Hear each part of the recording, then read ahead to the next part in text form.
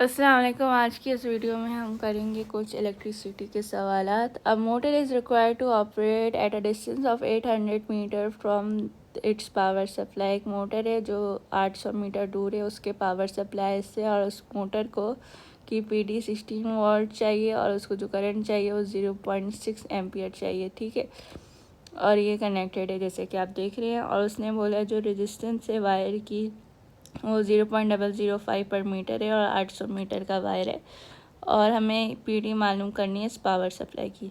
सो हम सबसे पहले इसको सही से अरेंज करेंगे। ये पावर सप्लाई क्या होती है? जो उसको करंट डिलीवर कर रही है।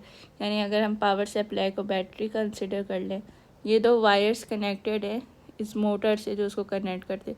इस वायर की रेजिस्टेंस होगी अपनी, जैसे उसने बोला है 0.005 पर मीटर, और हमने वायर की लेंथ दी हुई है।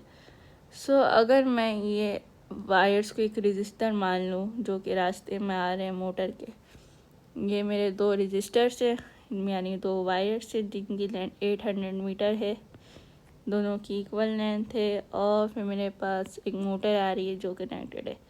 ठीक है, ये हमारी मोटर है। हमें मालूम क्या करना है? हमें मालूम करना है इस पावर आउटपुट। मैंने बोला है कि मोटर को 0.6 एम्पियर चाहिए होता है, मोटर को 0.6 एम्पियर चाहिए होती है और 16 वोल्ट्स चाहिए होते हैं। तो ये जो करंट फ्लो हो रहा है इसमें 0.6 एम्पियर हो रहा है, और इसमें जो वोल्टेज है वो 16 वोल्ट है। हमें इसका PD मालूम करना है। हमें पता है किरचॉफ सेकंड लॉ में हमने पढ़ा था जो PD होगा वो इन सब के सम के PD के बराबर होगा। हमने पढ़ा है ना EMF क्या होता है। EMF जो होता है sum of EMF is equal to sum of PD, यानी G ऑफ PD। यानी इससे जो वोल्टेज निकल रहा है ये तीनों कंज्यूम कर रहे हैं, इसको खा रहे हैं। सो हमें बताया इससे कितना वोल्टेज निकालना चाहिए जब ये तीनों क्या इतना वोल्टेज है। इन तीनों का वोल्टेज कैसे निकालेंगे? M का वोल्टेज हमें दिया हुआ है। अब वायर की जो रेजिस्टेंस हमें मालूम करनी है, हमें बोला है कि 1 मीटर 0.005 के बराबर है। तो 800 मीटर हमारा किसके बराबर होगा? 4 के बराबर होगा। तो ये 4 इसकी जो वो हो गई रेजिस्टेंस हो गई वो 4 ओम हो गई। करंट क्योंकि ये सीरीज में कनेक्टेड है करंट कांस्टेंट होगा, तो जो करंट होगा हमने पढ़ा है V is equal to IR। तो 4 इंटू 0.6 आपका कितना होता है? 4 इंटू 0.6 2.4, यानी इसका जो वोल्टेज है वो 2.4 है, इसका भी 2.4 होगा, बराबर होगा। तो इसका PD क्या होगा? इन सब के सम के बराबर होगा। 16 प्लस 2.4 प्लस 2.4 जो कि आपका आ रहा है 20.8। आपका आंसर D होगा। अब इसी की तरह का एक और सवाल देख लेते हैं, और उसमें इसने बोला है the power output of an electrical supply is 2.4 kilowatt.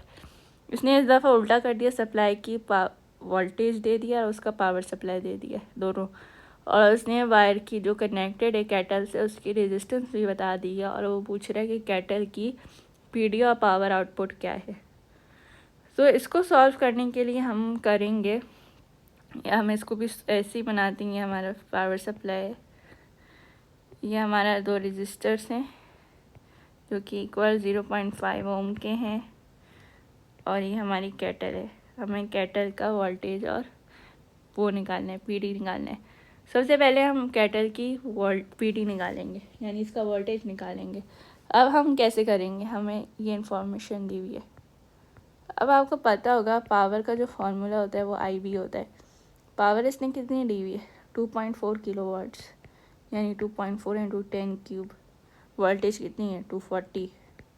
Divide करेंगे करंट कितना आएगा? 10 आएगा। मैंने पावर को वोल्टेज से डिवाइड किया, मेरे पास 10 एम्पियर्स आएगा। अब 0.5 इंटू 10 करूँगी, मेरे पास इसका रजिस्टर आ जाएगा, तो 5 वोल्ट आएगा, ये भी 5 वोल्ट। अब मैंने बोला था कि किरचॉफ लॉ के मुताबिक EMF equal to sum of PD।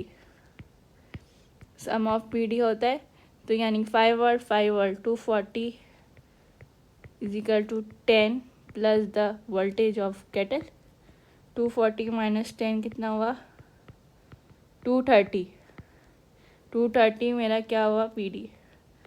अब ये पूछ रहे हैं अगर मेरे पास V है 230, करंट कांस्टेंट होता है, सीरीज़ में कनेक्टेड है, करंट कितना है 10, तो मेरा पावर क्या होती है, पावर IV होती है, ठीक है। 10 करंट 10 है, 230 इंटू 10 करोगे तो 2300 आ जाएगा। 2300 क्या होता है, 2.3 किलोवाट्स। सो आपका आंसर क्या होगा, ये होगा। 230 को 10 से मल्टीप्लाई किया, 2300 आ गया, जो कि इसके बराबर है। सो हमें ये दोनों सवाल किरचॉफ सेकंड लॉ के मुताबिक थे। आपको बस इन चीज़ों को ना अरेंज करनी थी सही से, और उसको फिर उसके हिसाब से सॉल्व करना था। इसमें क्या दिया हुआ था, इसमें आपको पावर सप्लाई निकालनी थी और इसमें आपको कैटर निकालनी थी। तो एक ही तरीके के सवाल है, बस वैल्यूज़ अलग दी हुई हैं।